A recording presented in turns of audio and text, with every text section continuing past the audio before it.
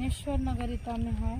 अंगिरीकर इथं कायम साप येतात, भरपूर वेळा साप पकडलेत आणि इथं आता आलाय. रात्रीची वेळ आहे आणि त्यांना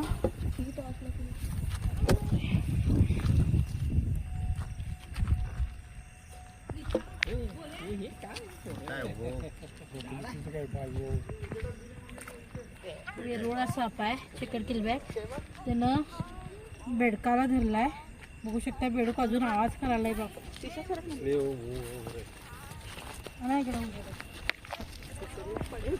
बेडूक बघा आवाज करायलाय. बघू शकता त्यानं बेडकाला गिळालाय साप. आता त्याचं भक्ष्य काढून घेतल्यासारखं होईल, त्यामुळे पटकन ह्याला आधी पॅक करूया.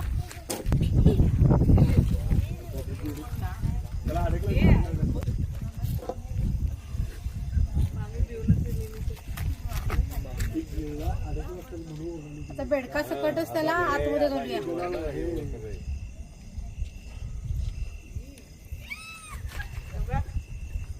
तर परसों भी हम देखा हुआ इधर रहेगा उधर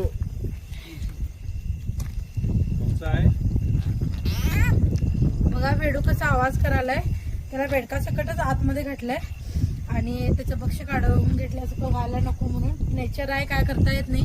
बेडकाचं जरी पाप वाटत असलं तरी ते सापाचं ते भक्ष्य आहे आणि त्यामुळे मग काय करता येत नाही. बेडकाचा आवाज तुम्ही ऐकू शकता. चेकड किलबॅक म्हणजेच वेरुळा जातीचं साप आहे. बिनविषारी असतोय पण रागीट फार. देशातला सर्वात रागीट साप आम्ही म्हणतो याला. आणि चावतोय गटरमध्ये, पाण्यामध्ये, पाणथळ जमिनीमध्ये राहणारा हा साप आहे.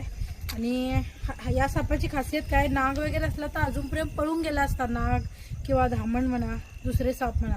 तर या सापाची खासियतच ही आहे की अजिबात पळून वगैरे जात नाही. तो धाडसी साप म्हणावा लागेल. पण हाच त्याचा धाडसीपणा नडतोय, लोकांना आयता गावतोय तो मारायला. पण यांनी कोणी मारलं नाही आणि नेहमी याने यांचं कौतुक करावं तेवढं कमी आहे. कारण कधीही मारत नाही त्यांनी साप.